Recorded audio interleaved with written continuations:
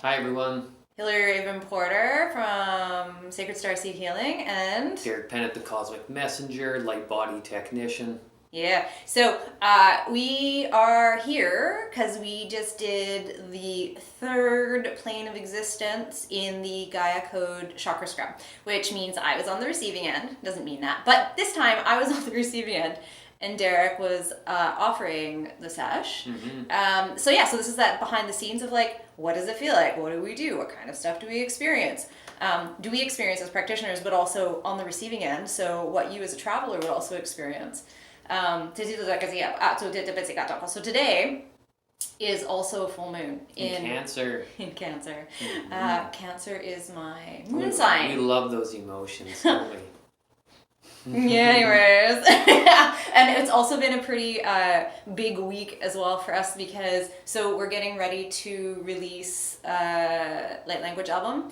Atido Diskriga, me providing the light language and Derek providing the soundscapes. And so as we are editing that over the last week, we are getting the activations as well. So we have had I have had some peeling away and some layers and some ugly cries and all the stuff because we are getting the frequencies. We're not immune to this.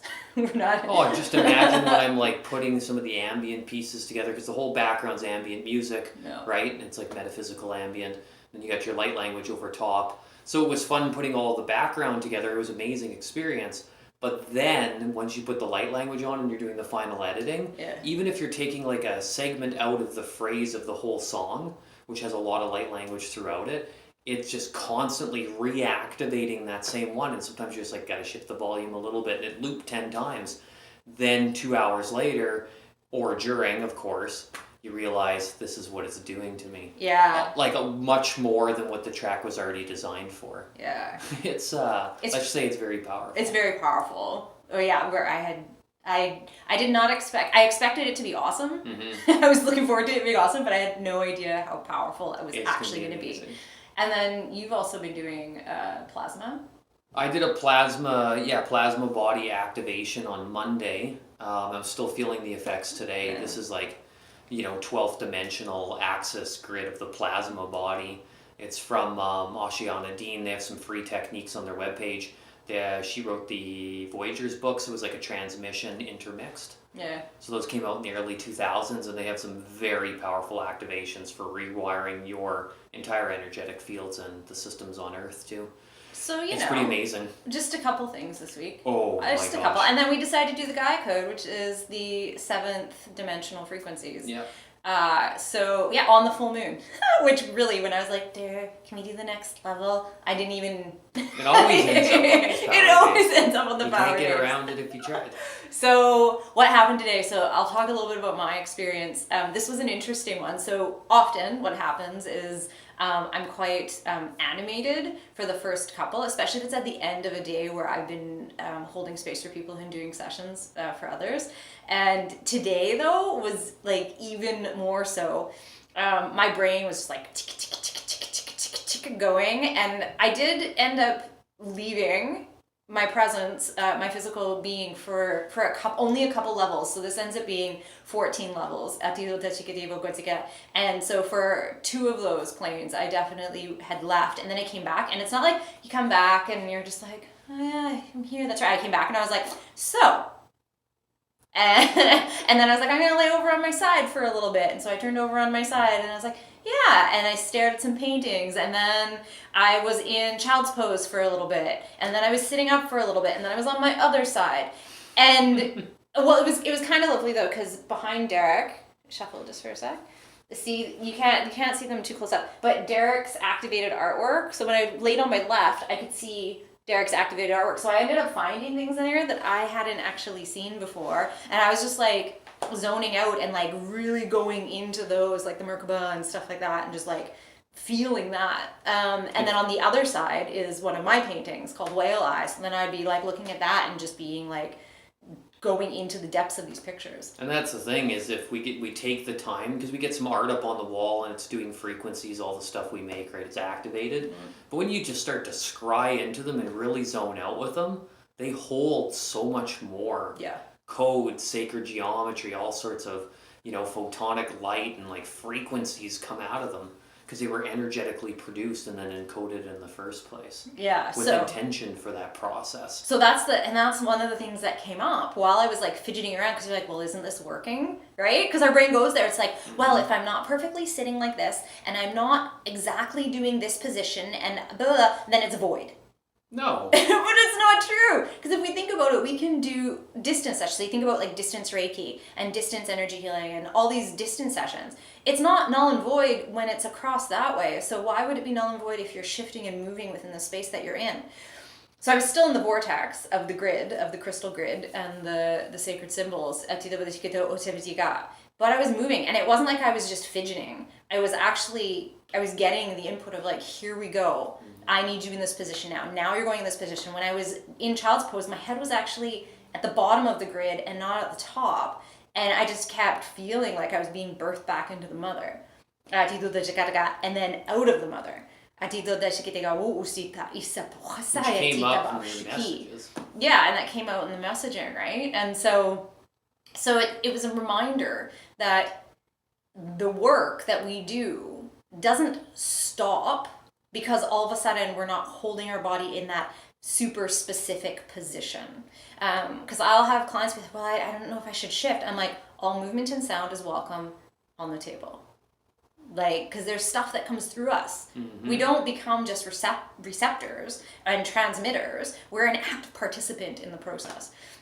So yeah, pizza came out, but it's also later in the evening.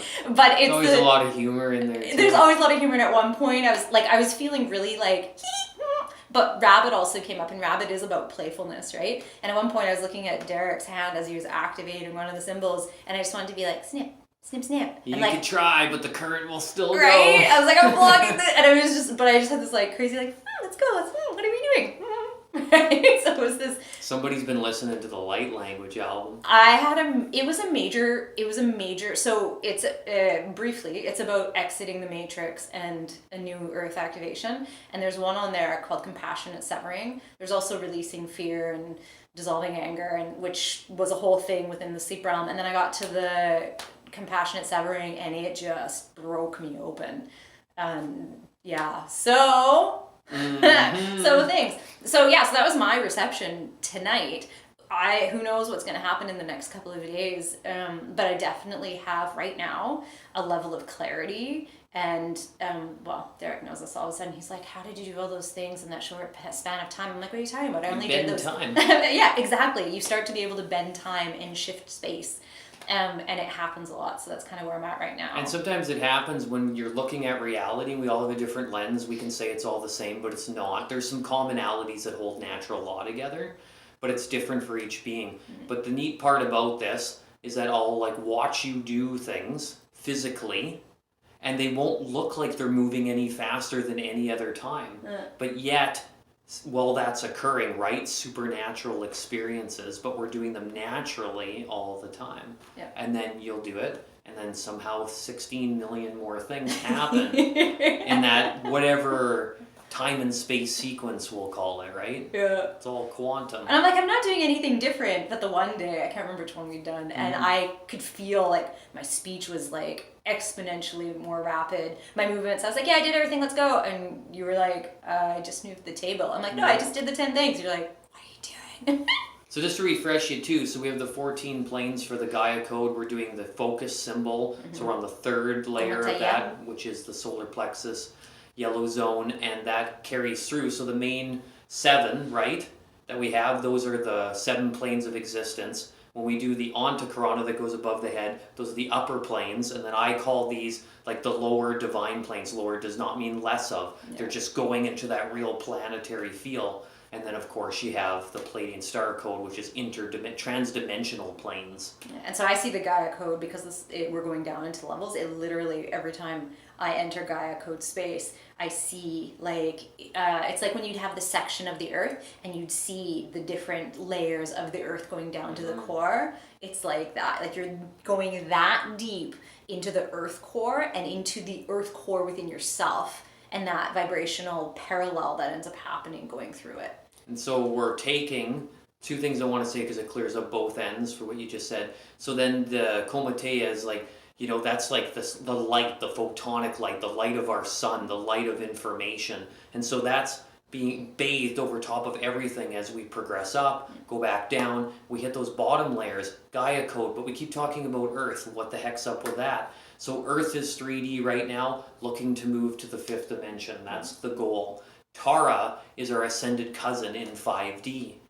Gaia is the next level up in the 7th dimension, right? Full planets waiting to merge with Earth, and there'll be some sort of trans-dimensional shift into different harmonic universes. So Gaia code is that strong that it's waiting for all of the frequencies to take care of business now where we are, where we're going, and where we're going to finally end up as the majestic human beings at their max capacity, carrying some sort of physical etheric form. Yeah. It's pretty cool stuff. Yeah. So it carries those 7th dimensional frequencies and beyond. And as a baseline. From my experience with going through this, because we've done multiple sessions and not just the Gaia, not just the with the scrub part, but also sessions when the templates were first transmitted through me. Even though we're accessing those higher vibrational frequencies, I feel more grounded because they're going to the earth frequency as well. So it's this like, so yes, you're amplifying, because sometimes we come out of a session and we're just like, doo, doo, doo, and you like literally somebody needs to tie a string to your foot because you're just like gonna float away. Whereas this, it's creating a finer vibrational frequency within you, but grounding you into your body. Tethering you into your body, which can be challenging when we don't know what to do with this body. We don't feel at home in this body and our body's reacting and all this stuff's coming up because we're fighting against it. It helps us stop that fighting. And we're here anyway, so we might as well get the most of it. When we walk, touching the ground as you're speaking, we're sending out waves and field coupling with Earth naturally. It gets increased when you do like a vibrational session, and as a practitioner, then you're engaging in true field coupling. But what we're doing is we're doing that, so after you do the Gaia code, those waves get longer and bigger, they ripple and they affect more around you, while then also enhancing your nervous system and your aura as well at the same time too. So imagine by doing these regularly and having a whole chakra scrub, and then doing the work all solar year round, you can feel these waves go out as far as your eye can see. Yeah. It's really cool. So you're affecting grand change, both in yourself and the collective around you. Well, and Tameana is all about patterns and shifting those so that they are conducive to where you are now and they're not stuck in the past. And it loves the endocrine pineal. Oh yeah, it does. And the pituitary too, of course. So what were some of the things that came through for you? So what ends up happening during Tameana, regardless of, so when we're talking about the foundational ones, the first 4 harmonic resonances, and we're working with the different levels of the planes of existence within the being, transmissions come through. And so they get written down by the practitioner, and that can look different depending on the lens, depending on the clarity, depending on the so I see the practitioner as like a clear quartz, depending on them and what messaging they are aligned with, like what language they speak. Well, the message is going to come through in a way that the practitioner can understand to then relate to you, right? So the transmissions that come through Derek when he's offering a session are different than what come through me, right? So what kind of things came through? It's a filter, and then it filters through. Thank you. That's what I was. It's filtered, what I was trying right? to do. And then it also works with where you are right now that day and what you currently need, right? If you get them regularly, then sometimes you're like, oh, same messaging. Well, then write it down because clearly it's important, and that needs to be addressed. And there's some practitioners. There's just some practitioners that I've trained. So in puo'shk, Sacred Heart, and there's one in particular. She feels it mostly in her body. So she gets these little like tweaks and stuff like that. And then as she's been offering more and more sessions, now she's getting more and more visuals and words and stuff that are coming through. But her original messaging system was through her body. Mm-hmm. I've had beings and they just get images. I've had beings and they get single words. I've had beings and they get sounds. So it's different. But I've noticed as people are doing more and more and more and offering more and more sessions, more and more comes through. And it was the same with me when I first started.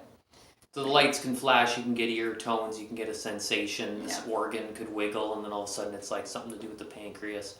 You write that down. Whatever comes through, just write it down just in case. You never know. And yeah, the parallels are the weirdest stuff. It's not weird to me, but like the weirdest stuff to you might be totally relevant to the person. Because we've had like sessions.